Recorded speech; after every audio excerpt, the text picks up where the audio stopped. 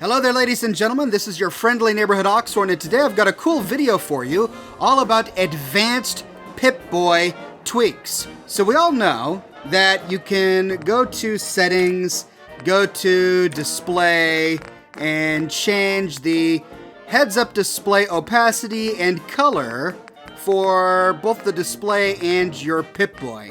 In this way, you can get a different colored heads-up display, which we're looking at right now. This is the heads-up display color. You can get a different heads-up display color from your Pip-Boy. You see how we have this nice green, default green for the Pip-Boy, but at the moment our heads-up display matches. So we all know that we can go to settings to change that. But this game has a bunch of hidden settings that you cannot access unless you tweak the ini file that comes with the game. These settings allow you to change the scan lines that are on your screen. You can change the way the flicker works when switching between tabs. You can change the brightness of your screen, the big pulse that comes down the screen every now and then. You can change the way that works, and you see that flash, you can change the way that works. You can basically, there's that big pulse that goes down the screen. You can basically tweak up the way that your Pip-Boy looks and feels according to whatever needs you want. Now I'm going to go through a whole bunch of different settings, making this a long video, but please don't be intimidated. I've included a list of every single setting that I cover, along with timestamps in the description of this video, so you can go ahead and skip to the setting that you would like to fiddle with. Now this is very different from the skin. As you can see, this is what my Pip-Boy looks like, and it is modded. I'm using a high-resolution texture mod to change the way my Pip-Boy looks. I altered it a bit to put the Minuteman logo over here, but we're not talking about that right now. Those are textures. Right now, we're simply talking about the ini settings that dictate how the Pip-Boy works, how much light it emits, so on and so forth. So I'm going to show you some advanced tweaks that you can make to get this thing to look exactly the way you want it. To do that, we're going to use the Fallout 4 Tweaker by Bilago. This is a handy little piece of free software that you can download to your computer that allows you to change the ini settings for your game. He has a user interface that allows you to change the colors, and there are many more features buried in this long list. I've gone through many of these to figure out what they do, and together we're going to explore them. But first, let's talk a little bit about user interface. So I have this set to all of the default colors that come in the game. You can click Preview Colors, and you can see that the game allows you to change 6 different colors. Your Pip-Boy, your HUD, the VATS color, the VATS highlight color, and the VATS power armor highlight colors. Now, that said, I don't see a change to VATS in the actual game. So for example, here we are in VATS. And even though the colors are slightly different in my game save, the color doesn't really change much. And it's the same for power armor. Let's enter our power armor. As you can see, we have this beige looking color, and VATS is going to take on the beige looking color. Even though I've changed these, I haven't really seen much of effect. We're going to change these settings to see exactly what they do. First, let's change the HUD colors. Right now in my game, the HUD is the exact same color, the default color of the Pip-Boy, and I don't want that. So we're going to actually go to advanced settings. We're going to click on this color picker. We're going to go to advanced, and this brings us to a slider. Now, I really like a light blue color. So I'm going to go 46, use the arrow pad if you need precision, 207, and 255. There, this gives me a nice eggshell blue color, and you can see the hex right there if you want to save it for later. Once done, over here in the left-hand corner, click Save. Settings saved successfully. Now, back in the game, we don't want to have to exit the game and reload the game every single time we make a change. So the way to get around that is to open up the console and go Refresh ini.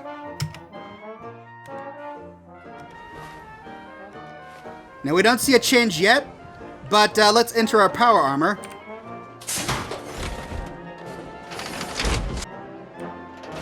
and exit our power armor. And look at that.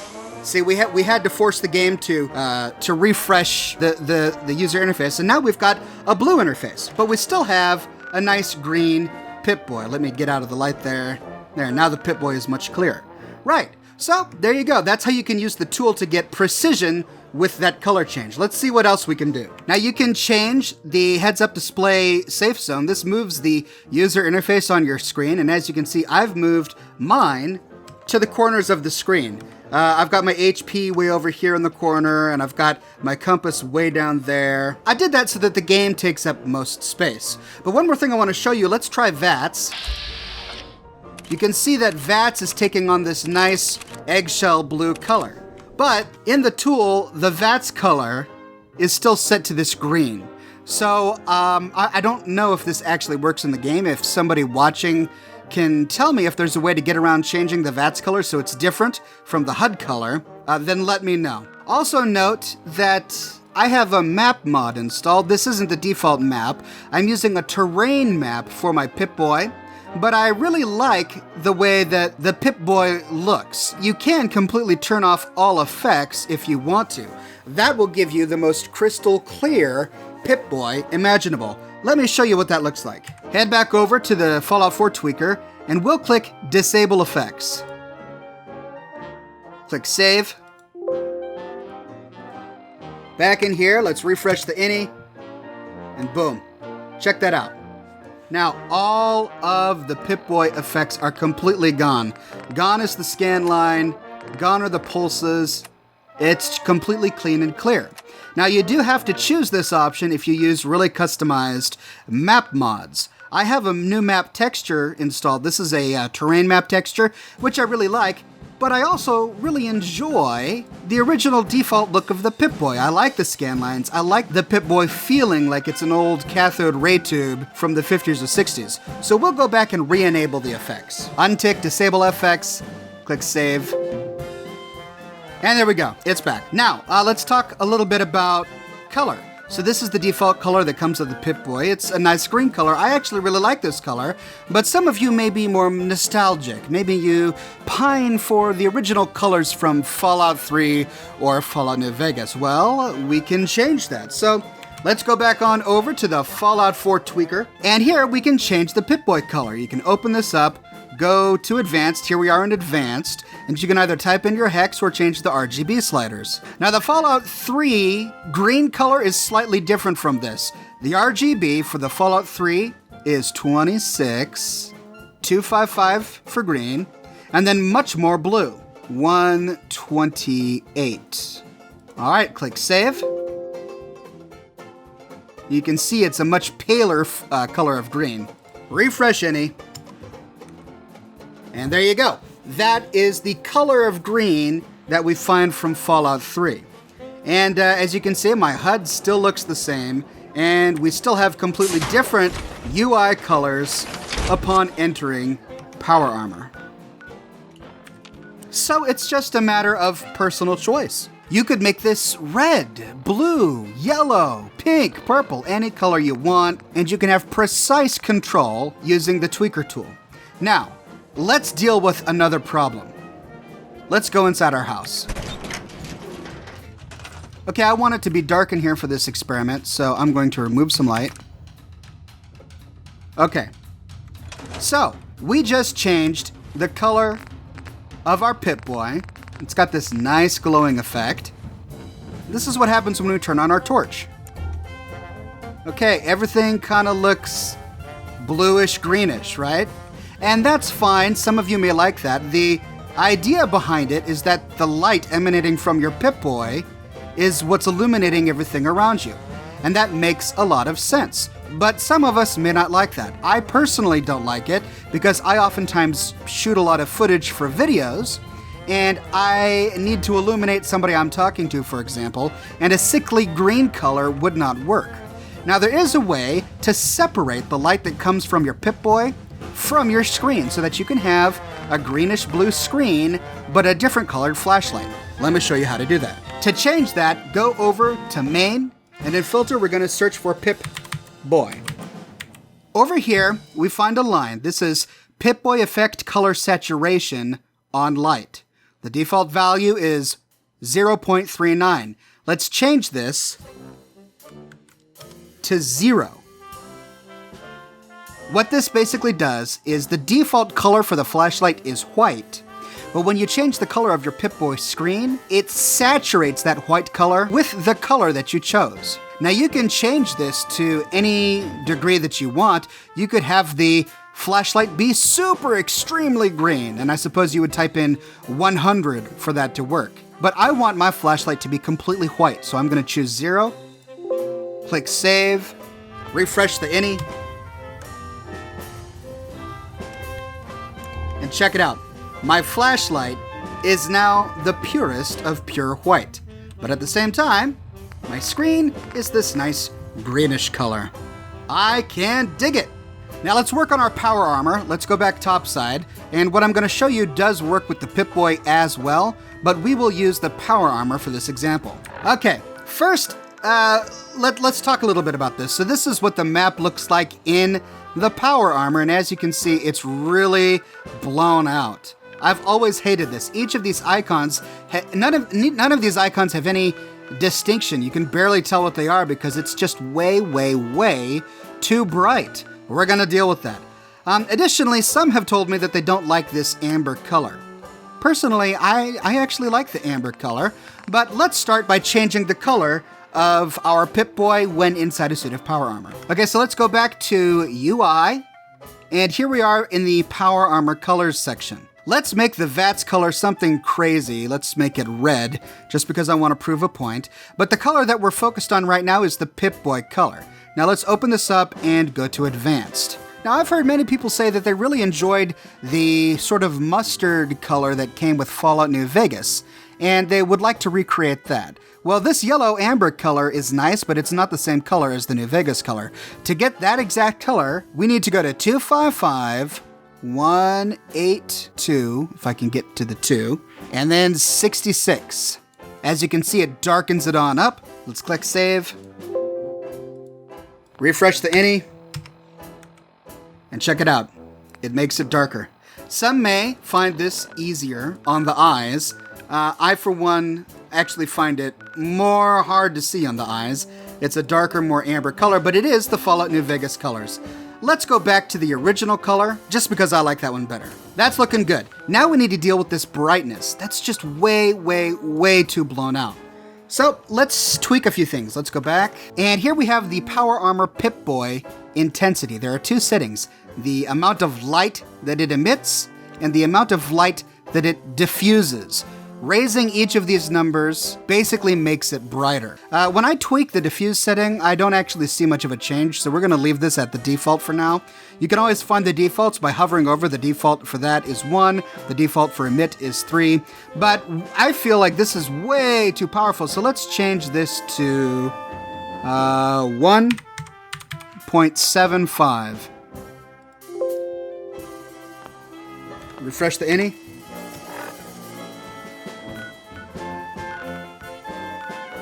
There we go. It's a slight difference, but it is a noticeable one. Note how you can actually see the space between the sails and the USS Constitution. A lot of the detail of the icons is much more pronounced. We could turn this down even more. Let's make this simply 0.50. Refresh INI, and you can see it's much dimmer, right? Now, we don't want it to get this dim, because after all, light is passing through this. I guess we can see this. Are we supposed to imagine that this is a projection onto our viewport? And if that's the case, this is still really dim. So let's find a number that we actually like. And I was pretty pleased with the last one we had at 1.75. So let's save that. Refresh the INI, exit, enter. There we go. All right, I'm comfortable with this. I like this. This is nice. But remember how we left the Power Armor VATS color red?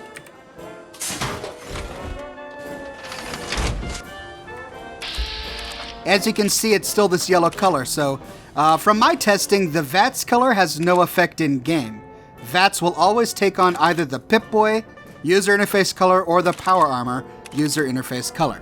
All right, so now that we've tested that, let's go back inside because we need a darker environment. Okay, so this is what we've got with our Pip-Boy, and it's looking pretty good, but there are more things that we can change. Let's check them out. Over here, you can see that there is an option to change the light that the Pip-Boy emits and the diffuse for the Pip-Boy color. But I actually really like the default settings here. I like the glow on the Pip-Boy in the dark, and I like how the black slightly glows a little bit, and that there is still enough contrast to be able to read everything. So you can change these settings if you want, but I'm gonna leave them alone. All right, now things are gonna get a little bit tricky. We're gonna go over to main, but before I leave this section, I'm certainly no graphic designer. I'm slightly tweaking the default colors that come with Fallout 4, but there are basically 3 colors that we can change: the Pip-Boy color, the heads-up display color, and the power armor interface color. VATS colors appear to not work right now. So that gives us 3 different colors, which is enough for a very talented graphic designer to come up with a color palette. Looks like the default color palette for the game is green and yellow. I'm the one that added this blue color, but it would be really interesting if a graphic designer could come up with a series of different palettes for Fallout 4. You can then find those palettes, maybe download them from Nexus mods, or just simply get the hex numbers and punch them in using this tool and then save it. So a really handy little tool. Let's go to main and do some more tweaks. So this is every single editable variable in the game. You can either search for a keyword. We're going to look in this section over here and scroll down until we find Pip-Boy. And there we go. Now, there are dozens of these effects, and I don't know what most of them do. I'm going to focus on just a few for this advanced guide. Here we have the Pip-Boy Flicker brightness. Default value is -0.1. Let's change this to 1 and see what happens.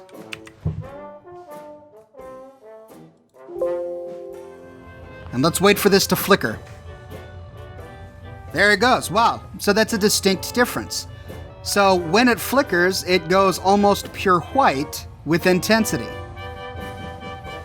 All right, so that's pretty intense, and I don't think I like that. So let's go back and change the flicker brightness back to the default, which is -0.1. Now in the flicker delay, this is going to tell us how often the flicker happens. I don't know what unit of time this is. I don't know if this is seconds or milliseconds or what, but after every flicker, the game will wait this number, 15, before it flickers again at the minimum. But that duration can happen anywhere between 15 and 25. 25 is the maximum, 15 is the minimum. So this means that if we want more flickers, we would bring this down to 0, and then we would lower the ceiling by bringing this to like 3. Let's save that. Let's see what happens. You see how it's happening more often? It's a bit much. That's a whole lot of flickering. Maybe you could tweak these so that it happens so often that you could roleplay that it's broken. Your Pip-Boy is slightly broken. That's a whole lot of flickering. All right, let's set that back. 15, 25. Now the next one is how long the flicker lasts. We could force this to last a long time if we want to. The minimum that it would last is 0.1, and the maximum it could last is 0.6. Let's bring this to 1. Oh my gosh, this is gonna be a long flicker. Let's see what happens. All right, let's wait for it. When's it gonna happen? Whoa! Okay, let's set that back. 0.6, 0.1. All right, the next option is flicker frequency. This is how fast the flicker happens when it does. Now, if you increase this number, you can eventually get to the point where it's a solid light. So instead of a flicker, it'll look like a big pulse of light that's held for a while. So if we really want the flicker to be pronounced, I think we would lower this number. So let's lower the flicker to be like 2 instead of 22. Save, refresh any. Well, did you see that? It was a soft pulse is what that was. Let's see if we can look at some of the text here. There, it's barely noticeable. It's like a soft little warble. There, did you see that? All right, so lowering it really makes it unpronounced. Let's double it. Let's go to 44. Let's see what that's like. Woo, much different. You see that? Wow. All right, so I guess I was wrong. It's not a solid light the higher you go. The higher the number, the more disruptive it is, the more frenzied it feels. Now, these next two options are about how you move around the map. Pip-Boy Grid Move Speed, Pip-Boy Zoom Speed, and Pip-Boy Grid Zoom Wheel Speed. These are all set to the default levels right now, but I'm not going to change them, but I'll show you what it means. So if you go back to the map, I'm zooming out, and this is going to be the Pip-Boy Wheel Zoom Speed.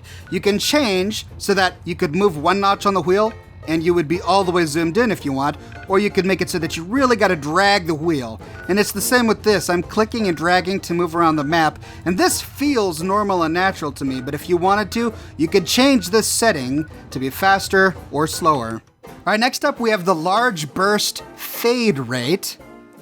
Let's double this. Actually, let's put it at 16 to see what the large burst fade rate looks like. Let's raise the intensity of the large burst intensity so that we can identify it. Let's bring that up to 15 from 1.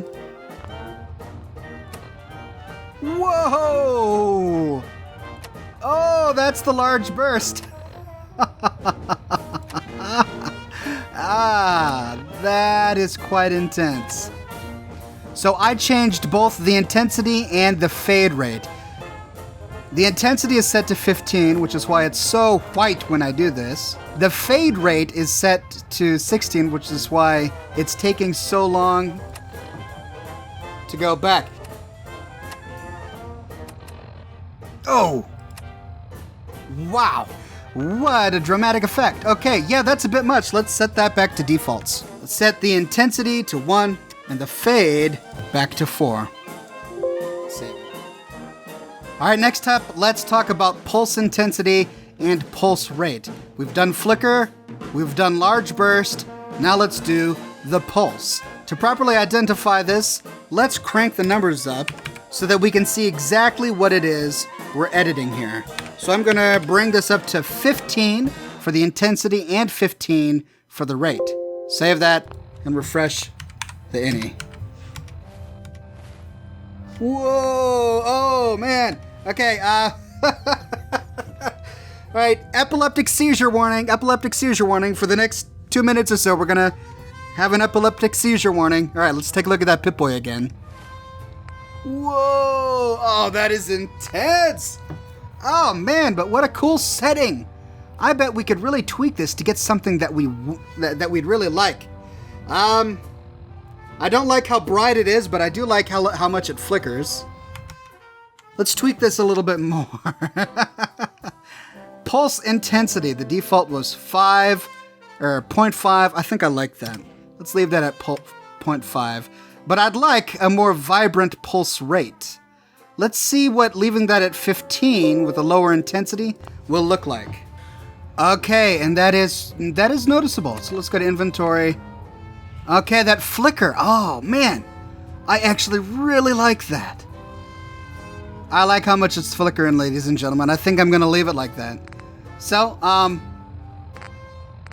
that is great. So, the intensity is left the same, but the flicker is much more vibrant. All right, cool. I like that setting. Let's go back to the tweaker, see what else we can do here. Next up is the shutter duration and shutter intensity. Let us crank up the shutter intensity just to see exactly what that is. So let's try this at 20 for shutter intensity. There, okay. So sometimes when you switch tabs, you get a big shutter like that. The intensity is how much of a shutter we get, and the duration is for how long it lasts. Okay, so when navigating through the top tabs, that is the big one. So let's remind us what that was. That was the large burst. The large burst happens when you navigate through the top tabs. The shutter is when you navigate through the bottom tabs. Sometimes. So let's go to inventory. Oh, there you go. There we are. Let's see, how can I tweak this even more? I bumped that up to 20, and it was originally at 0.2, so that's quite an intensity. The duration is not very long. Let's maybe do a little bit of a lighter touch here. Let's have that, but let's increase the duration by double. So let's go to 32. So a longer duration and a slightly less intense shutter. Save that. See what happens.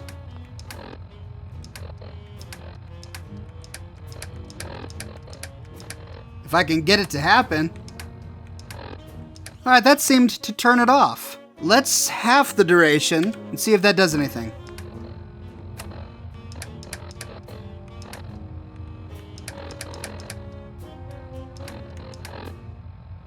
There we go. Okay, I actually like that setting pretty well.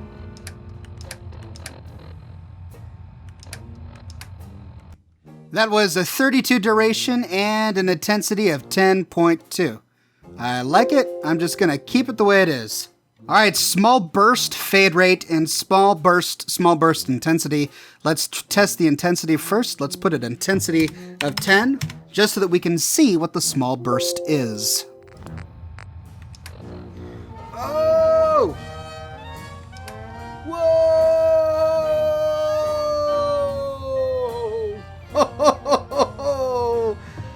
Okay, the big burst is the one that happens between the top tabs. The small burst... Oh, that's taking forever. The small burst happens between the small tabs. So, big burst, small burst. Woo! Well, let's see. What do I want here? That obviously won't work. Small burst intensity. The original was 2.5. Let's try doubling it. Going to 50. So it's 0.50. Refresh the ini. And I seem to have broken it. Maybe it wasn't that big of a jump. Let's go to 2.50. Oh man. It's significantly less, but it's still a bit much for me. Let's try 1.50.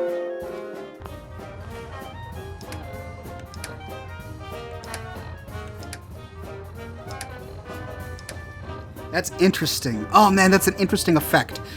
But I don't know if I like it. It kind of makes it less clear.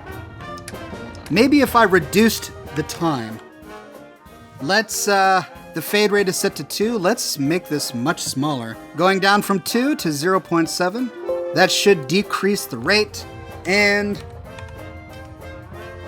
give us a little nice pop of interference. Oh no, I'm wrong! Oh, I'm way wrong. That's still long. Ah, that's too much. Oh, man. Well, then maybe I'm going in the wrong direction. If that's the fade rate, let's maybe go to 6. Pop that up to 6. See what we like there.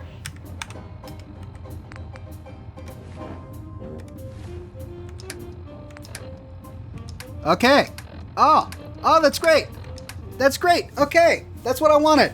So, the intensity it's a nice pop of intensity, but then it fades into clarity really quickly. Okay, I like it. I think I'm going to keep it like that. Cool. So, make sure we save that. All right, the vertical hold. I think I know what this is. I think this is the shutter that you get when you first open the Pip-Boy. Let's make this an extreme number. Let's put this to 32. Save it. Refresh any. Whoa!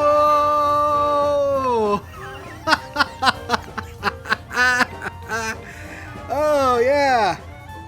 So that's how long that effect lasts. 32 is a very, very long time. All right, let's see here. Pip-Boy vertical hold count, and then vertical hold rate. So that's how fast it flickers. So I think the count is a bit too long. I do like it longer than 3, because when it's at 3, you can barely notice it. So let's bump this up to 9. That's going to double the time that it's held. And then the rate, let's be easy on this. Let's bring this up to 12. That should increase the rate of it slightly. All right. Refresh any. Oh, okay.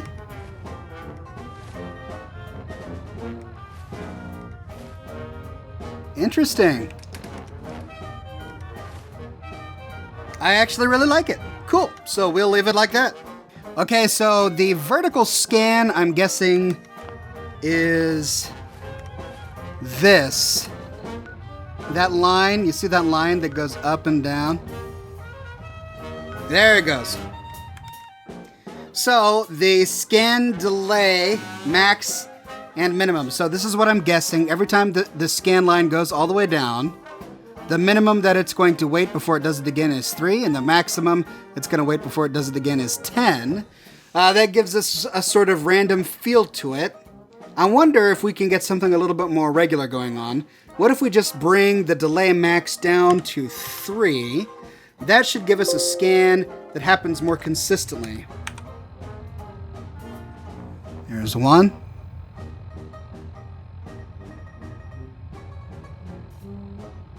There's another.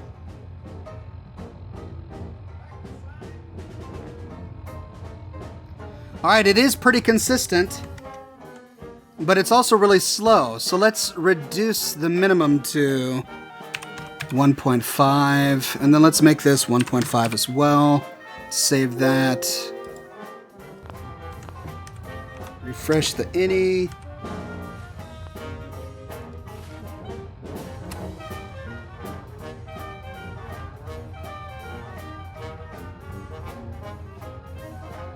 All right, that's definitely faster. You see that? Boom. 2, 3. Boom. Yeah, okay.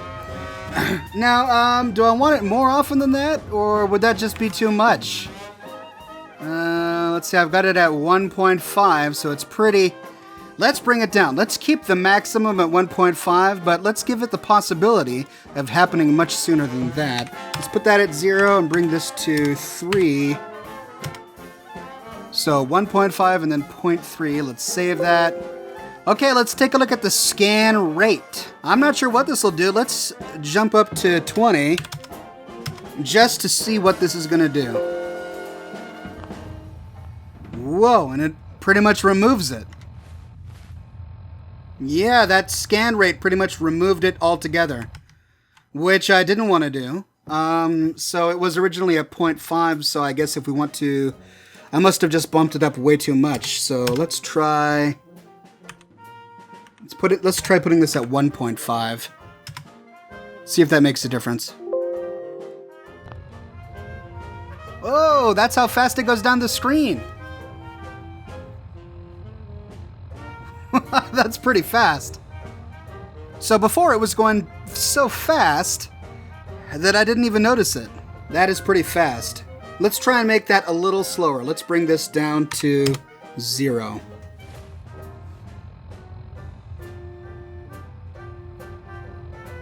Yeah, that's a little slower. Okay, so it's faster than the default. It's much more often than the default.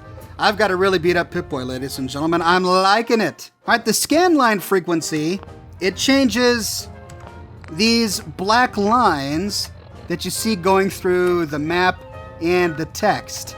It's really easy to see here in this text section. If we increase that number too much, then, well, I'll just show you. So it's at 200. Let's increase this to 400. And you can see, oops, I forgot to save. And you can see the change. It's made the scan lines hardly noticeable at all.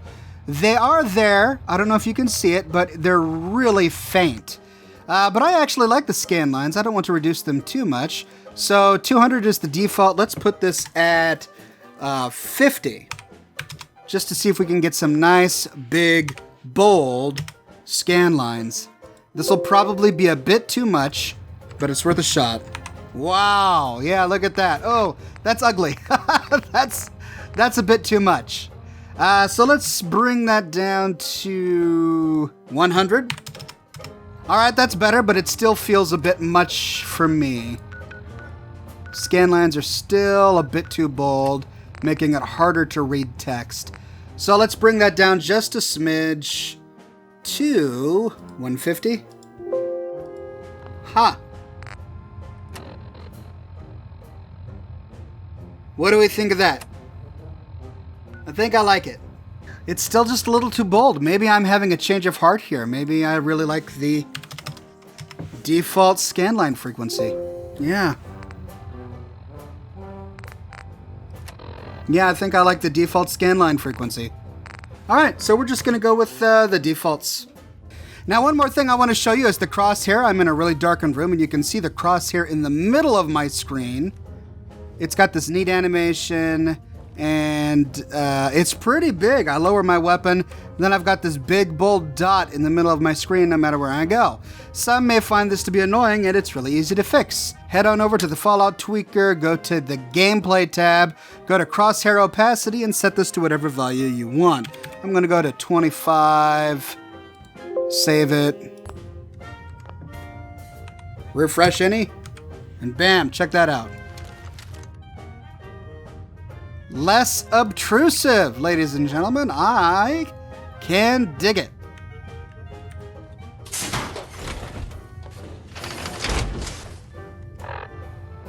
And here we go. Note that many of the changes we've made affect our power armor Pip-Boy as well. So there we go. These are the settings that I'm using right now. As you can see, there are a whole bunch of settings that go into this that you can exploit on the PC to get the perfect Pip-Boy and map UI for your power armor that you want. I provide a link to the Tweaker by Bilago in the description below. So if you would like to use it, feel free to click on the description to download it. And if you come up with your own configuration that you would love to share, go ahead and upload it to Nexus Mods or someplace and then provide a link in the description below, and I'll be sure to approve those comments so that you can share your own personal configurations. Are there any settings that I missed that you would love to see me tweak out in the future, or that you use that you really love? Let me know in the comments section below. I would love to read your comments. I read all of my comments, and I use your comments as inspiration for my future videos. If you'd like to chat about this topic and share your own tips and tricks with other like-minded individuals, you can join the Oxhorn Discord community by clicking on the invitation link in the description of this video. And if you like what I do and you want to support me in a more personal way, consider becoming one of my patrons on Patreon.